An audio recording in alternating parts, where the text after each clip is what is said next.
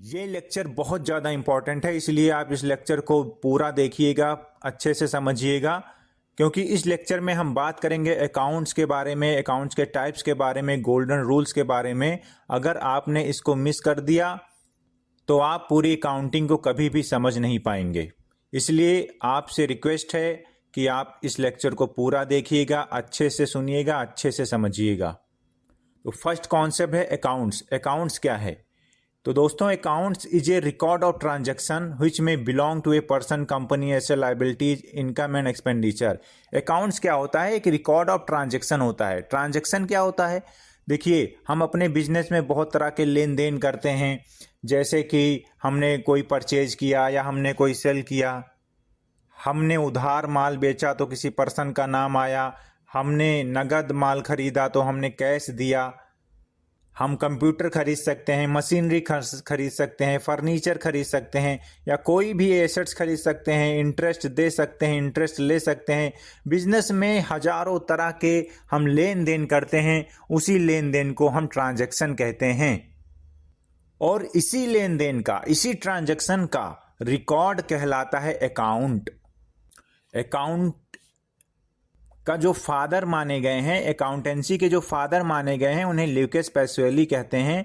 क्योंकि कई बार पूछ लिया जा सकता है ऐसे बेसिक नॉलेज के लिए, जनरल नॉलेज के लिए, कि फादर ऑफ अकाउंटेंसी कौन है, तो Lucas Pacioli father of accountancy हैं, ये आप याद रखिएगा। तो हमने समझा कि अकाउंट्स क्या है। अकाउंट्स एक रिकॉर्ड है ट्रांजेक्शन्स का, क्योंकि एक बिजनेस के दायरे में बहुत सारे लेन देन होते हैं, उन्हें एक अकाउंट के रूप में लिखा जाता है।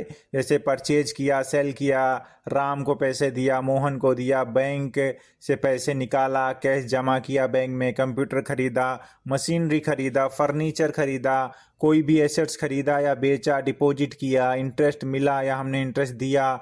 हजारों तरह के ट्रांजेक्शन्स होते हैं, और इन सभी का रिकॉर्ड रखने के लिए हम उनका अकाउंट्स बनाते हैं। जैसे आप मान लीजिए, आप बैंक में पैसा जमा करने जाते हैं, ये आपके लाइफ में अप्लाई होता होगा, तो आप इसको अच्छे से समझ पाओगे, इसलिए एग्जांपल है। आप बैंक में पैसा जमा करने जाते हैं, पैसा निकालते हैं, और ये सालों साल तक चलता रहता है। इसलिए बैंक क्या कहते हैं कि क्या आप अपना एक अकाउंट ओपन करा लो, आप अपना एक लेजर ओपन करा लो। तो जब आप पासबुक में एंट्री कराते हो तो वहाँ पे आप देखिए डेबिट क्रेडिट लिख के आता है, कहीं टू बाई लिख के आता है।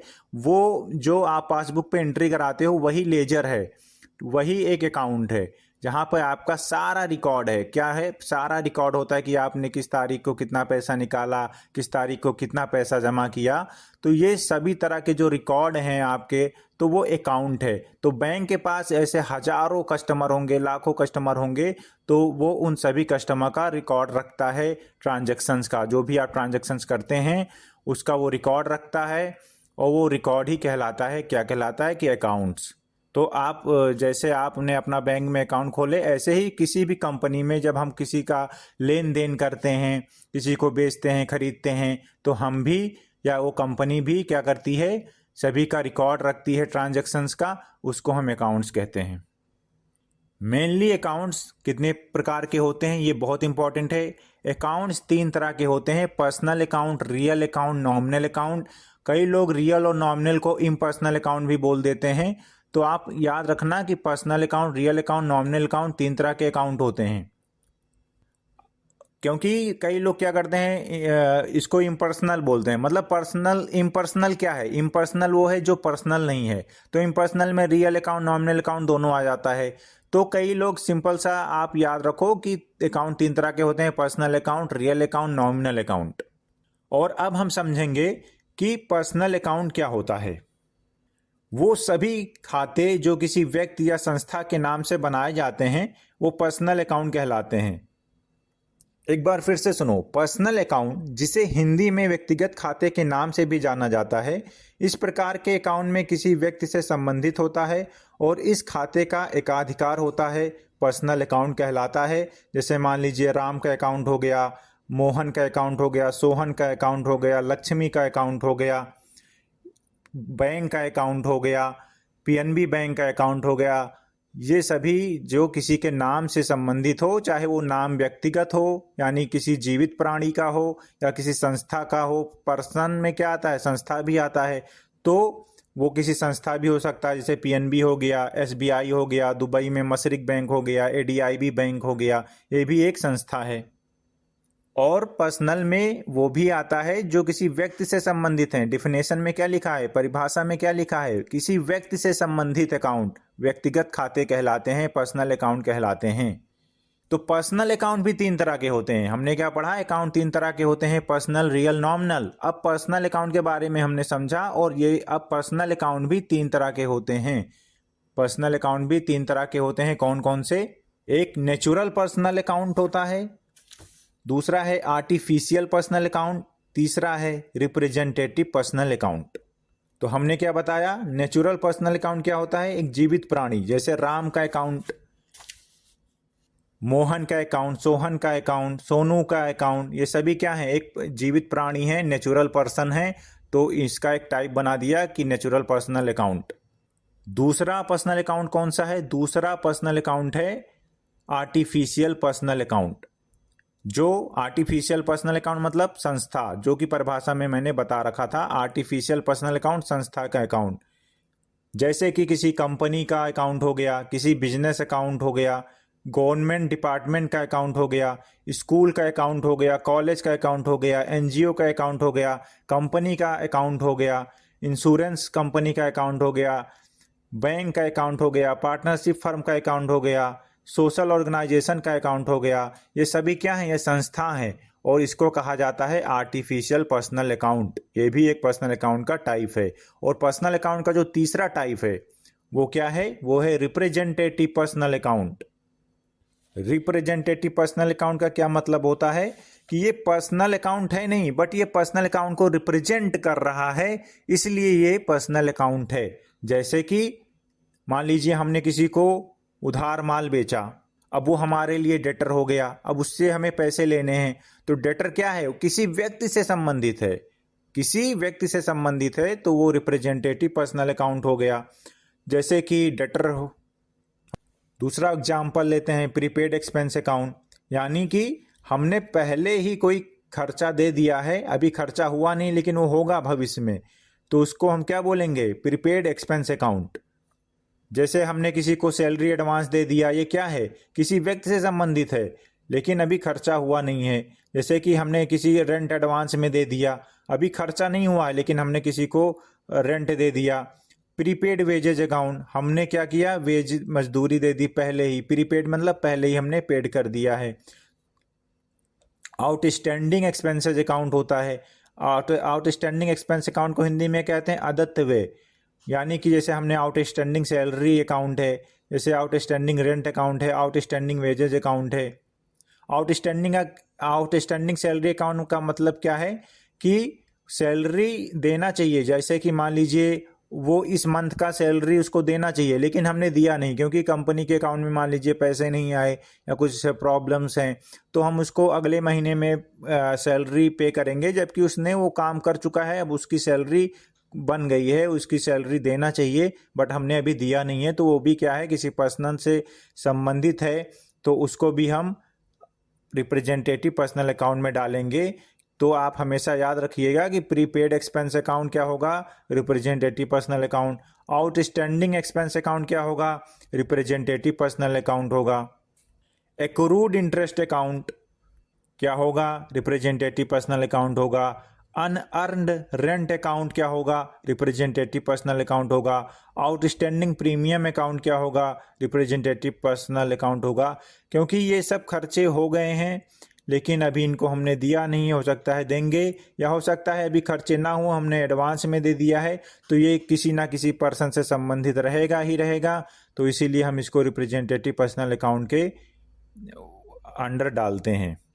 तो आपने क्या समझा कि पर्सनल अकाउंट होता है, पर्सनल अकाउंट क्या होता है, जो किसी व्यक्ति से संबंधित या किसी व्यक्ति से संबंधित हो या किसी संस्था से संबंधित हो या किसी व्यक्ति को रिप्रेजेंट करे, तो वो भी पर्सनल अकाउंट में आता है। पर्सनल अकाउंट तीन तरह के होते हैं, ये natural personal account, artificial personal account, representative personal account, जिसको हमने एक्सप्लेन किया। अब हम अकाउंट्स के दूसरे टाइप पे जाते हैं जिसका नाम है रियल अकाउंट। पर्सनल हमने पढ़ा, अब हम पढ़ेंगे रियल अकाउंट। रियल अकाउंट क्या होता है, वह खाते जो किसी व्यक्ति से संबंधित नहीं होते।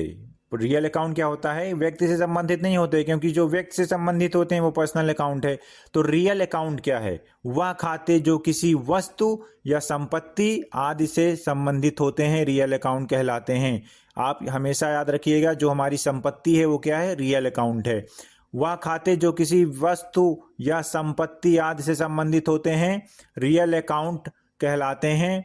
जैसे कैश हो गया, कैश क्या है? हमारी संपत्ति है। कंप्यूटर हो गया, कंप्यूटर क्या है? हमारी संपत्ति है। अगर हम कंप्यूटर का बिजनेस नहीं कर रहे हैं, कंप्यूटर को खरीद या बेचने का बिजनेस नहीं कर रहे हैं, तो कंप्यूटर हमारे लिए संपत्ति है। मशीनरी, मशीनरी क्या है? संपत्ति है। फर्नीचर क्या है? संपत्ति है। तो ये सभी तरह के अकाउंट क्या होंगे? रियल अकाउंट होंगे। एक बार फिर से समझिए, रियल अकाउंट जिसे हिंदी में वास्तविक खाता के नाम से जाना जाता है, यह व्यापार की संपत्ति से संबंधित होता है। रियल अकाउंट क्या? फिक्स्ड एसेट्स, ये सभी क्या होंगे? ये रियल अकाउंट है। और अब रियल अकाउंट भी दो तरह के होते हैं, आप हमेशा याद रखिएगा, रियल अकाउंट भी दो तरह के होते हैं, टेंजिबल अकाउंट और इंटेंजिबल अकाउंट। टेंजिबल अकाउंट क्या होता है? टेंजिबल खाता, जिसे हिंदी में हम मूर्त खाता के नाम से भी जानते हैं, ये खाता व्यापार के संपत्ति से संबंधित होता है और ये टेंजिबल एसेट्स हमारा कहलाएगा। इंटेंजिबल अकाउंट क्या होता है? इंटेंजिबल रियल अकाउंट क्या होता है? जिसको हम देख नहीं सकते। जैसे मान लीजिए हमारा ट्रेडमार्क हो गया, गुडविल हो गया, हमारे कंपनी का ब्रांड हो गया, ये इंटेंजिबल है, ये अदृश्य है, लेकिन फिर भी ये हमारी संपत्ति है। ये क्योंकि हमारा जब नाम ब्रांड बन जाता है तो उसका हमें बेनिफिट मिलता है। तो जिससे भी बेनिफिट मिलता है हमें भविष्य में, वो हमारे लिए, उसको हम क्या कहते हैं? उसको हम संपत्ति कहते हैं। भले ही ये दृश्य हो सकता है, मतलब ये दृश्य में हो सकता है, अदृश्य भी हो सकता है, यानी कि ये टेंजिबल भी हो सकता है, इंटेंजिबल भी हो सकता है। तो रियल अकाउंट में दोनों कैटेगरी आएंगे, tangible real account, intangible account. तो इसको नोट्स में नहीं लिखा गया क्योंकि इतना इंपॉर्टेंट नहीं है, बस आप ये याद रखिएगा कि रियल अकाउंट क्या होता है? जो संपत्ति से संबंधित हैं उसको रियल अकाउंट बोलते हैं। अकाउंट्स के जो तीसरा टाइप है उसको बोलते हैं नॉमिनल अकाउंट, यानी कि नाम मात्र के खाते। नाम मात्र के खाते हिंदी में बोलते हैं। वह खाते जो लाभ, हानि, आय, व्यय और क्रय विक्रय से संबंधित होते हैं नॉमिनल अकाउंट कहलाते हैं। यानी कि जो भी खर्च से संबंधित होगा, यानी प्रॉफिट होगा या लॉस होगा, इनकम होगा या एक्सपेंस होगा, या परचेज होगा या सेल होगा, इन सबसे संबंधित जो होंगे नॉमिनल अकाउंट कहलाएंगे। तो हमने नॉमिनल अकाउंट में क्या पढ़ा? एक बार फिर से नॉमिनल अकाउंट को देखते हैं। वह खाते जो लाभ हानि से संबंधित हो, जैसे कि कोई प्रॉफिट हुआ बिजनेस में और लॉस हुआ, तो उसको हम नॉमिनल अकाउंट में डालेंगे। वह खाते जो क्रय विक्रय से संबंधित हो, जैसे कि हमने कोई सेल किया या परचेज किया, तो नॉमिनल अकाउंट में आएगा। और इसी तरह के जो छोटे मोटे एक्सपेंस होते हैं उन सभी को हम नॉमिनल अकाउंट में डालते हैं। नॉमिनल अकाउंट को हिंदी में कहते हैं नाम मात्र के खाते, यानी जो छोटे मोटे एक्सपेंस होते हैं उन सभी को उठा के हम इसमें नॉमिनल अकाउंट में डाल देते हैं। तो आप हमेशा याद रखिएगा कि जो पर्सनल अकाउंट होता है वो किसी पर्सन से संबंधित होता है। पर्सन में इंडिविजुअल पर्सन भी हो सकता है, यानी कि जीवित नेचुरल पर्सन हो सकता है, यानी आर्टिफिशियल पर्सन हो सकता है, और रिप्रेजेंटेटिव पर्सन भी हो सकता है। तो इन तीनों से संबंधित को हम डालेंगे पर्सनल में। रियल में डालेंगे जो संपत्ति से संबंधित होता है उसको हम डालेंगे रियल अकाउंट में, और बाकी जितने भी बचे उसको हम नॉर्मली डालते हैं नॉमिनल अकाउंट में। तो आप अकाउंट को समझे क्या होता है? Record of transaction. अकाउंट के टाइप क्या होता है? Personal, real, nominal. पर्सनल के भी 3 टाइप होते हैं, रियल के भी 2 टाइप होते हैं, टेंजिबल, इंटेंजिबल, और बाकी जितने भी बचे उसको सबको नॉमिनल में डालना है कि वो नॉमिनल अकाउंट है। तो अब सबसे इंपॉर्टेंट चीज जो है, सबसे इंपॉर्टेंट चीज है अकाउंटेंसी में, वो है गोल्डन रूल। ये जो खाते हमने पढ़े कि अकाउंट 3 तरह के होते हैं, इन खातों पे रूल लगता है और उसी रूल के अकॉर्डिंग ही पूरा अकाउंटिंग सिस्टम वर्क करेगा। पूरा अकाउंटेंसी इसी सिस्टम पे वर्क करेगा जो ये गोल्डन रूल बोलेगा। जो गोल्डन रूल बोलेगा उसी के आधार पर हम सभी ट्रांजैक्शन को रिकॉर्ड करते हैं, इसीलिए गोल्डन रूल को समझना बहुत इम्पॉर्टेंट है। तो हम शुरू करेंगे गोल्डन रूल के बारे में। तो हमने क्या पढ़ा कि अकाउंट्स के 3 तरह होते हैं, पर्सनल, रियल, नॉमिनल। और पर्सनल अकाउंट का अलग गोल्डन रूल है, रियल अकाउंट का अलग गोल्डन रूल है, नॉमिनल अकाउंट का अलग गोल्डन रूल है। तो इसीलिए ये समझना बहुत ज़रूरी है कि पर्सनल अकाउंट में क्या क्या आएगा, पर्सनल अकाउंट क्या होते हैं, रियल अकाउंट में क्या क्या आएगा, रियल अकाउंट में क्या होते हैं, नॉमिनल अकाउंट क्या होते हैं और नॉमिनल अकाउंट में क्या क्या आता है। इनको समझना इसीलिए बहुत ज़रूरी है, और ताकि हम अपने गोल्डन रूल को अच्छे से लगा सकें, अच्छे से यूज कर सकें इन तीनों अकाउंट पे। तो पर्सनल अकाउंट का गोल्डन रूल होता है, क्या होता है? पर्सनल अकाउंट का गोल्डन रूल होता है debit the receiver, credit the giver. यानी डेबिट करना है रिसीवर को और क्रेडिट करना है गिवर को। यानी देने वाला जो बड़ा है उसको क्या बोलेंगे? गिवर, तो उसको करेंगे क्रेडिट। और डेबिट द रिसीवर, यानी जो रिसीव करेगा उसको करेंगे डेबिट। तो डेबिट किसे करेंगे? रिसीवर को। क्रेडिट किसे करेंगे? गिवर को, जो देने वाला है। यानी ऐसा कोई भी ट्रांजैक्शन होगा जो किसी पर्सन से संबंधित हो तो वहां पर हम गोल्डन रूल लगाएंगे पर्सनल अकाउंट का। और पर्सनल अकाउंट का गोल्डन रूल क्या कहता है? Debit the receiver, credit the giver. यानी डेबिट करना है रिसीवर को, क्रेडिट करना है गिवर को। फॉर एग्जाम्पल, अगर सोनू ने कोई कंप्यूटर परचेज किया, कैश में परचेज किया या उधार परचेज किया, तो यहाँ पे देखिए, अगर कैश परचेज किया तब भी 2 अकाउंट प्रभावित होंगे, और अगर क्रेडिट परचेज किया तब भी 2 अकाउंट प्रभावित होंगे। तो सोनू ने परचेज किया तो आप सबसे पहले किसी भी ट्रांजैक्शन में देखोगे कि कौन कौन से अकाउंट प्रभावित होंगे। उसके बाद में उन दोनों में से जो पहला पार्टी जो प्रभावित होगा वो क्या है? वो पर्सनल अकाउंट है, तो उस पर गोल्डन रूल लगाएंगे। किसका? पर्सनल अकाउंट का। अगर वो रियल अकाउंट है, दूसरा वाला ट्रांजैक्शन, दूसरा वाला पार्टी, तो उस पर रियल अकाउंट का लगाएंगे। यानी कि सबसे पहले हमें यहाँ पे लिखा हुआ है कि अगर आपको सबसे पहले देखना है क्या कि इसमें कौन कौन से अकाउंट्स आएंगे इस ट्रांजैक्शन के अंदर, और उस पर गोल्डन रूल क्या लगेगा। यह आपको समझ में आएगा। अभी आपको कुछ समझ नहीं आ रहा होगा, अभी समझ में आएगा। तो सबसे पहले आप ये याद रखिए कि पर्सनल अकाउंट का गोल्डन रूल क्या है? Debit the receiver, credit the giver. Next है रियल अकाउंट। रियल अकाउंट का हमने समझा क्या है, रियल अकाउंट के टाइप समझे, और रियल अकाउंट में क्या क्या आता है वो समझे, यानी कि जो संपत्ति से संबंधित होते हैं। अब हम समझेंगे रियल अकाउंट का गोल्डन रूल क्या है। रियल अकाउंट का गोल्डन रूल क्या होता है, ये समझना बहुत इंपॉर्टेंट है। रियल अकाउंट का गोल्डन रूल है debit what comes in, credit what goes out. यानी डेबिट करेंगे उस वस्तु को जो आ रहा है, और क्रेडिट करेंगे उस वस्तु को जो जा रहा है। यानी जो आ रहा है उसको हम डेबिट करेंगे, डेबिट व्हाट कम्स इन, और क्रेडिट व्हाट गोज आउट, जो जा रहा है उसको हम क्रेडिट करेंगे। तो debit what comes in, credit what goes out, ये रियल अकाउंट का गोल्डन रूल है, और ये कभी भी चेंज नहीं होगा। इसको आप हमेशा लर्न कर लो, रट्टा मार लो। फॉर एग्जाम्पल, सोनू को पैसे रिसीव हुए 5,000 रुपये, सोनू को 5,000 रुपये मिले, तो यहाँ पे कौन कौन से अकाउंट प्रभावित होंगे? एक है कैश आया, क्या आया? कैश। तो कैश क्या है? हमारा रियल अकाउंट है। तो कैश को हम क्या करेंगे? रियल अकाउंट है कैश, तो उस पर हम गोल्डन रूल लगाएंगे रियल अकाउंट का। यानी debit what comes in, credit what goes out. तो आया क्या? आया पैसा। तो पैसा क्या है? रियल अकाउंट है। तो डेबिट व्हाट कम्स इन, तो पैसा आया यानी कैश आया, तो कैश को हम डेबिट करेंगे। कैश को हम क्या करेंगे? डेबिट करेंगे। तो इस गोल्डन रूल के हिसाब से हमने कैश को डेबिट कर दिया।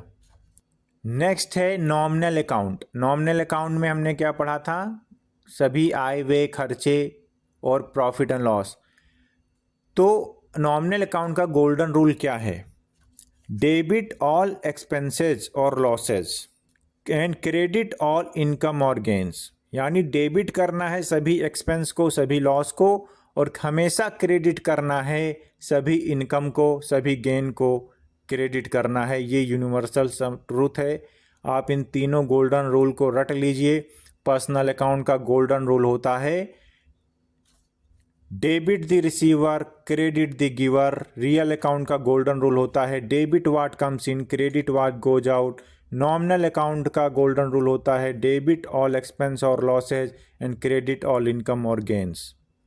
अब हम समझेंगे कि इस गोल्डन रूल को अप्लाई कैसे करना है। अप्लाई कैसे करना है किसी ट्रांजैक्शन पे। हमने बताया था आपको समझ में आएगा, तो अब समझ में आएगा। पहले हमने समझा पर्सनल क्या होता है, रियल नॉमिनल क्या होता है, फिर हमने उसके गोल्डन रूल के बारे में जाना। अब हम समझेंगे कि इस गोल्डन रूल को अप्लाई कैसे करना है उन तीनों अकाउंट्स पे, किसी भी ट्रांजैक्शन पे इन गोल्डन रूल्स को अप्लाई कैसे करना है।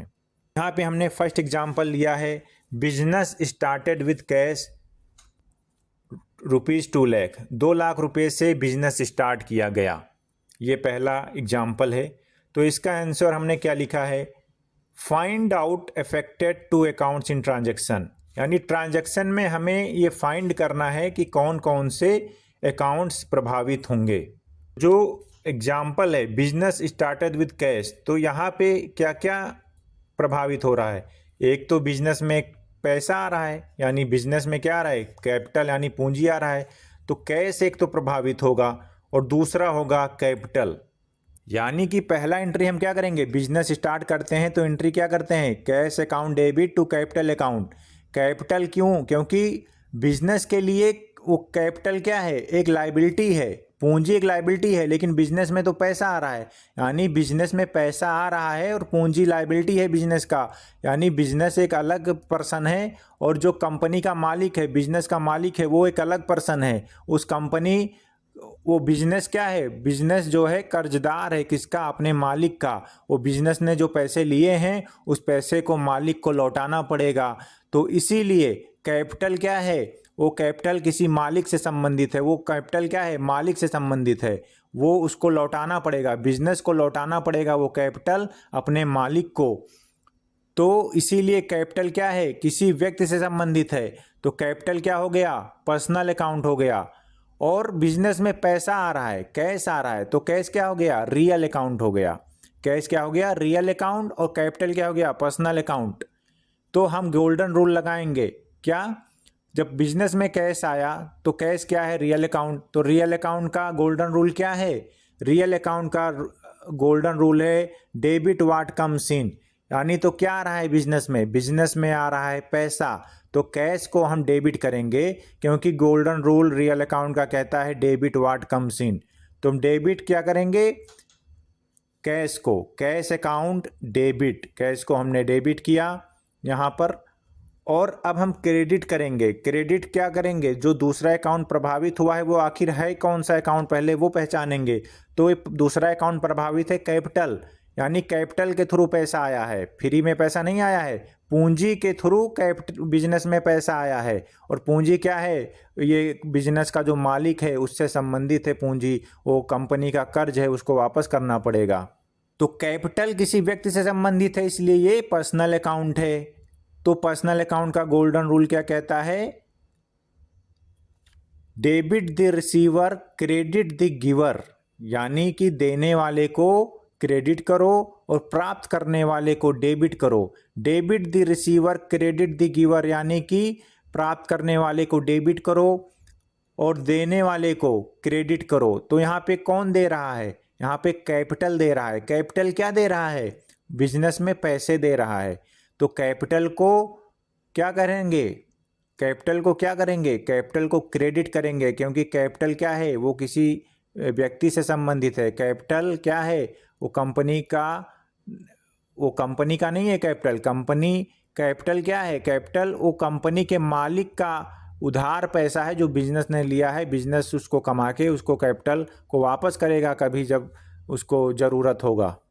बिजनेस के मालिक को जब भी ज़रूरत होगा तो वो कैपिटल वापस लेगा। तो ऐसा बिजनेस अकाउंटिंग कॉन्सेप्ट रहता है कि सेपरेट लीगल एंटिटी का। अभी सेपरेट लीगल एंटिटी बाद में समझाएंगे, अभी आप बस ये समझ लो, क्योंकि अभी दो अकाउंट प्रभावित हुए, कैश और कैपिटल। कैश क्या है, रियल अकाउंट है, तो हम रियल अकाउंट पे क्या रूल है कि डेबिट व्हाट कम्स इन, इसलिए हमने कैश को डेबिट किया।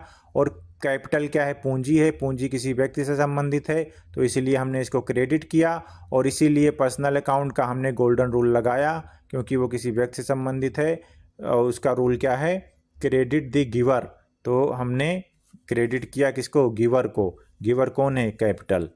अब दूसरा एग्जाम्पल समझते हैं। अगर ये नहीं समझ आया तो कोई बात नहीं, क्योंकि एक कैश और कैपिटल में कई लोग कंफ्यूज हो जाते हैं, उसको हम बाद में समझेंगे अच्छे से, आगे कॉन्सेप्ट आएगा।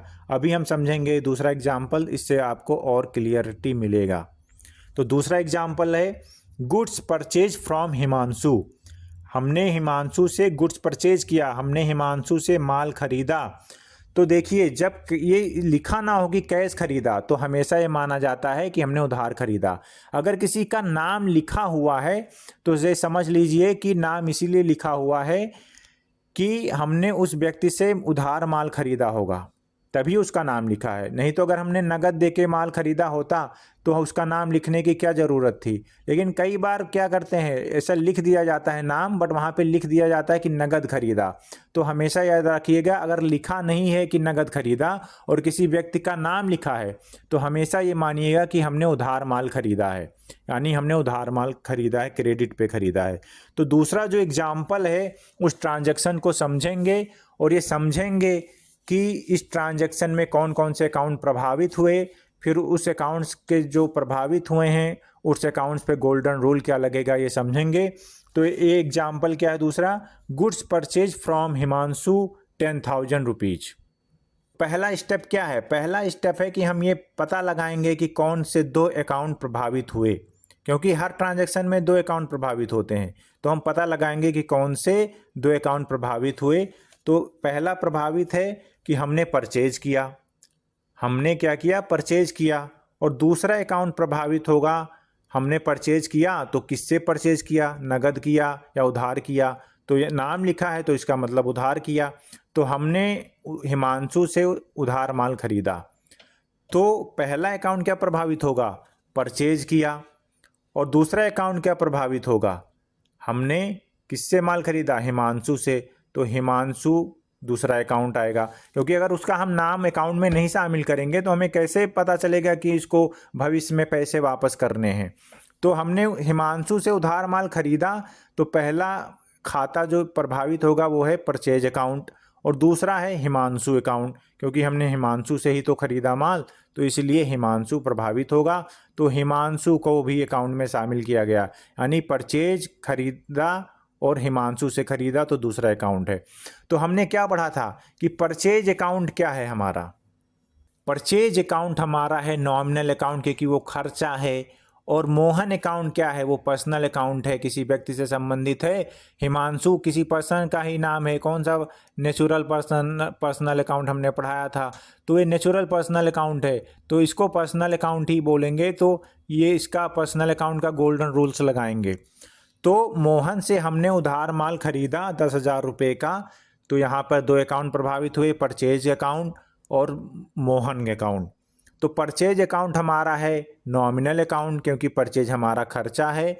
और हिमांशु हमारा क्या है, हमारा लेनदार है जिससे हमने उधार माल खरीदा था। तो ये पर्सन है तो ये पर्सनल अकाउंट हो जाएगा। तो हम यहाँ पर पर्सनल अकाउंट का गोल्डन रूल लगाएंगे। तो अब बताइए कि परचेज अकाउंट जो कि क्या है, नॉमिनल अकाउंट है, तो नॉमिनल अकाउंट का गोल्डन रूल क्या होता है, नॉमिनल अकाउंट का गोल्डन रूल होता है डेबिट ऑल एक्सपेंसेज और losses and credit all income और गेन्स। यानी कि हमें डेबिट करना है सभी एक्सपेंस को, सभी लॉस को, और क्रेडिट करना है सभी इनकम को या सभी गेन को। तो यहाँ पर क्या है, यहाँ पर हमने परचेज किया है तो हमारा क्या है, एक्सपेंस है। तो क्या कहता है कि डेबिट करो एक्सपेंस को और सभी लॉस को। तो हमने परचेज को क्या करेंगे, डेबिट करेंगे, क्योंकि गोल्डन रूल बोलता है डेबिट करो। तो हमने डेबिट किया किसको, परचेज अकाउंट डेबिट। और क्रेडिट करेंगे किसको, तो पहले क्रेडिट करने से पहले समझेंगे कि अकाउंट ये है क्या। तो क्रेडिट में जो अकाउंट प्रभावित हुआ है वो मोहन है, हिमांशु है। तो हिमांशु को क्रेडिट करेंगे, क्योंकि क्रेडिट हिमांशु क्या है, पर्सनल अकाउंट। तो पर्सनल अकाउंट का रूल क्या कहता है, क्रेडिट द गिवर। तो देने वाला कौन है, हिमांशु, उधार माल देने वाला कौन है? हिमांशु। तो क्रेडिट द गिवर, तो हिमांशु को हमने क्रेडिट किया, तो एंट्री बनेगा purchase account debit to Himanshu. To means credit, to means क्या होता है? क्रेडिट। तो यहाँ पे हमने लिखा परचेज अकाउंट डेबिट और टू हिमांशु अकाउंट, हिमांशु को हमने क्रेडिट कर दिया क्योंकि टू मीन्स होता है क्रेडिट। तो परचेज अकाउंट यहाँ पे हमने डेबिट किया, टू हिमांशु अकाउंट, हिमांशु को हमने क्रेडिट किया क्योंकि गोल्डन रूल ऐसा बोलता है करने के लिए। और इसी तरह जर्नल एंट्री होती है, इसीलिए मैं बार बार बोलता हूँ गोल्डन रूल्स को समझना बहुत इंपॉर्टेंट है। अब हम नेक्स्ट एग्जाम्पल समझते हैं, इससे आपको और क्लैरिटी मिलेगा। मान लीजिए हमने उधार माल बेचा रितेश को, रितेश का नाम है और लिखा नहीं है कि नगद बेचा, तो हम यही मानेंगे कि हमने रितेश को उधार माल बेचा। गुड्स सोल्ड टू रितेश 12,000, हमने 12,000 में रितेश को माल बेचा। तो सबसे पहला स्टेप क्या होता है कि हम ये पता लगाते हैं कि कौन से अकाउंट प्रभावित हुए।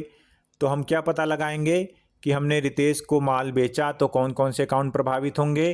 तो एक होगा रितेश क्योंकि हमने रितेश को बेचा, और दूसरा अकाउंट होगा सेल्स। अगर हम सेल्स नहीं लिखेंगे तो फिर कैसे पता चलेगा कि हमने कितने की बिक्री की। तो दूसरा है हमारा सेल्स, हमने रितेश को माल बेचा, तो रितेश एक हो गया पहला अकाउंट जो प्रभावित हुआ, दूसरा हो गया सेल्स अकाउंट जो प्रभावित हुआ। तो रितेश एक पर्सनल अकाउंट है, तो यहाँ पर हम गोल्डन रूल लगाएंगे पर्सनल अकाउंट का। और बेचा यानी सेल्स किया यानी कि आय हुआ, सेल्स क्या है? आय हुआ। तो ये नॉमिनल अकाउंट है और यहाँ पे गोल्डन रूल लगाएंगे नॉमिनल अकाउंट का, यानी हर ट्रांजैक्शन में दो गोल्डन रूल्स लगेंगे क्योंकि यहाँ पे दो अकाउंट प्रभावित होंगे तो दो गोल्डन रूल्स लगेंगे। हो सकता है कहीं दोनों एक ही कैटेगरी के प्रभावित होने वाले अकाउंट दोनों एक ही अकाउंट के प्रकार हों, तो वहाँ पे सेम रूल्स लगेगा। ठीक है, तो अभी हम यहाँ पे देखते हैं इस एग्जाम्पल में कि goods sold to Ritesh 12,000, Ritesh को हमने 12,000 का माल बेचा, तो इसका मतलब उधार बेचा क्योंकि नगद लिखा नहीं है और नाम भी लिखा हुआ है। तो पहला स्टेप ये करेंगे कि हम पता लगाएंगे कौन सा अकाउंट प्रभावित हुआ। तो हमें मालूम चला कि एक सेल का अकाउंट प्रभावित हुआ, एक रितेश का अकाउंट प्रभावित हुआ। तो दूसरा स्टेप है हम ये पता लगाएंगे कि ये जो सेल अकाउंट है वो क्या है? वो नॉमिनल अकाउंट है। रितेश अकाउंट क्या है? पर्सनल अकाउंट है। तो अब तीसरा स्टेप क्या है कि हम गोल्डन रूल लगा देंगे। तो पर्सनल अकाउंट क्या कहता है कि डेबिट द रिसीवर, और नॉमिनल अकाउंट क्या कहता है? नॉमिनल अकाउंट कहता है क्रेडिट करो इनकम को। तो हमारा क्या बनेगा यहाँ पे? Ritesh account debit to sales account, क्योंकि रितेश क्या था? रितेश क्या है? पर्सनल अकाउंट है। और पर्सनल अकाउंट का गोल्डन रूल क्या कहता है? डेबिट द रिसीवर, यानी कि हमने रिसीवर को डेबिट करना है। तो यहाँ पे डेबिट हमने किसे किया? रितेश को, क्योंकि रितेश ही प्राप्त कर रहा है माल को ना। और हमने दूसरा क्या है प्रभावित होने वाला अकाउंट? Sales account. तो सेल्स अकाउंट क्या है? Nominal account. तो नॉमिनल अकाउंट क्या कहता है? Credit all income. तो सेल्स क्या है? हमारा इनकम है, आय है, तो हमने सेल्स को क्रेडिट कर दिया। बस इतना सिंपल सा अकाउंट है। अगर आप इसको समझ गए तो पूरा का पूरा अकाउंट आप अच्छे अकाउंटेंट बनेंगे, क्योंकि पूरा का पूरा अकाउंट बस इसी गोल्डन रूल पे चलता है।